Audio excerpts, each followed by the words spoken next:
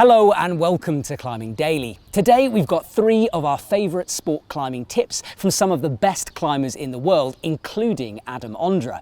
All this is to celebrate the amazing sport climbing gear deals we've got on at the EpicTV shop, and there's a link in the description below.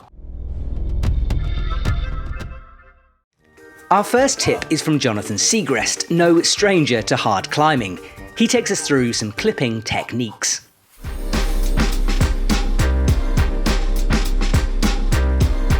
Okay, so here we are. We're sport climbing. We're sending our recent project, and we've come to a bolt. So we're gonna put our quick draw in there, and I'm gonna show you guys a couple really simple ways to clip the draw. Now, of course, everything takes practice, and I've even seen people hang a quick draw on their rearview mirror and practice a little bit while they're at a stoplight. But there's basically 3 different ways, I think, to clip a draw. And I'm gonna show you guys the 3 most popular ways and the 3 ways that I frequently use to clip a draw. So, if the gate is facing away from you like it is now, I take the rope in my hand like this. I really kind of guide the rope with my pointer finger, and then I just clasp the draw with the rest of my hand, and I force the rope through the gate with my pointer finger like so. So again, take the rope, it's kind of rolling over my pointer finger, grasp the draw with the rest of my hand, push the rope through like that. Now, the draw is always not going to be facing away from you, and sometimes when it's facing towards you like this, there's a different method to clip with. One method that I've used a lot in the past is you kind of take your rope like this, so that the rope is sitting between the pointer finger and your thumb, and then you grab the draw with the rest of your hand and you kind of bend the butt of your thumb and push the rope through like that. Again, it's like this.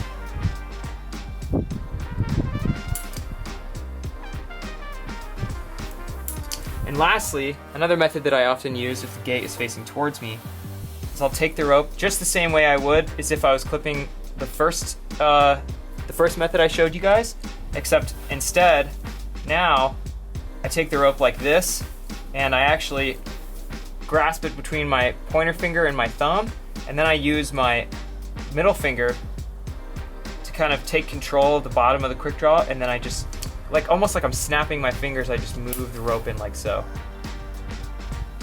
And it's always really important to make sure that you're not back clipping, and as you can tell, the rope is always running up the wall and through the draw towards me, and that's really important.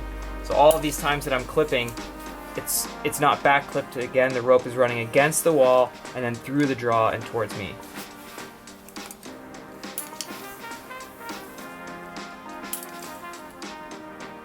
Just like that. Next up is a resting tip from the world's best climber. Adam Ondra taught me some things during a Rockbusters trip to Spain. So do you think I can get a rest on that ledge after the initial boulder problem? Maybe? Depends how good that ledge is and how tired you would get. I would say you pretty much should get through the first boulder problem pretty quickly, okay, and not really rest at the first bolt. Okay. If that ledge was a little bit higher up, it would be probably useful, but it's not. It doesn't mean that something is a jug, you should rest there. Okay. You should always feel your forearms, and in case you need it, take some rest. That's interesting, because I tend to, once I find a jug, I tend to sit on it for quite a long time, and then I find it quite hard to move away from that. So you reckon just keep going if you're not pumped? If you feel fresh, I would suggest just dip your hand into a chalk, take a mental rest. But if you have nothing to rest, there is no sense to stop. Okay. As long as it's not a knee bar or complete no hand rest, no matter how big jug it is, the longer you will be there, you'll just be more tired. Okay. Moving up or resting. Okay. Nothing in between. Okay. Holding on with 2 hands and looking up and not knowing what to do, that's the worst situation you can get into it, because so just go. Climbing is about climbing, and you have to get to the top. It's not about resting. It's not about hanging there. Resting, if it's useful, that you get fresher and the climbing later gets easier, take a rest. Okay. But holding on, if you don't know what to do and you kind of hesitate, try to get some rest. and like release one hand, and while you're resting you can check the terrain above. Okay.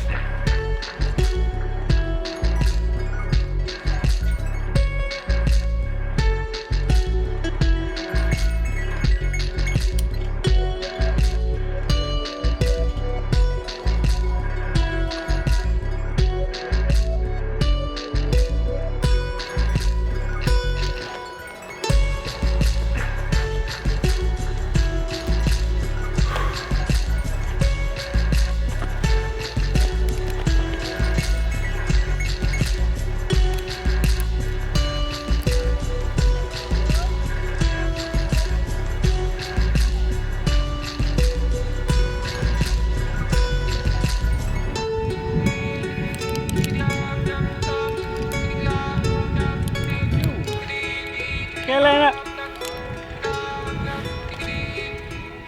Whew. So I did the thing where I got a bit nervous at the top, but what I did, well, I'm trying to talk to camera here. So I got a bit nervous at the top again. It's funny, I don't know if you guys feel this. When I kind of know it's in the bag, I get scared, so I'm going to drop it. But what was very useful was his advice about keep moving. So there's a few times down there where I would have stayed a lot longer, got more pumped and talked myself out of doing the next bit. But because he was like, keep moving, it meant that I just moved when I would have rested. And actually I'm not particularly pumped. And usually I'd be pumped, so good advice. Okay, Lena, thank you. Woo!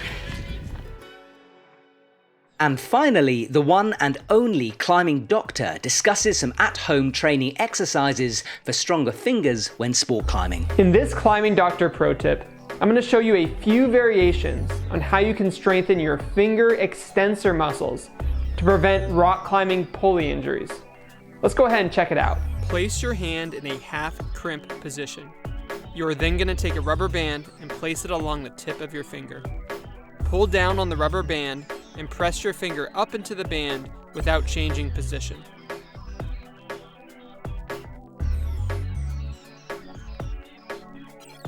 By training your finger extensors in this half crimp position, you'll have a better carryover in specific strength when it comes to rock climbing. Now the second variation I'm going to show you involves an open hand grip. You'll take the same rubber band. Place your hand in an open hand grip. Wrap the band around the chosen finger. Pull down on the rubber band and press your finger up into the band without changing position. Thanks for all of those, and I especially like that Adam Ondra tip. That resting thing is so obvious, but I've just never thought about it before. And remember, you can get sport climbing deals on the EpicTV shop, and there's a link in the description below.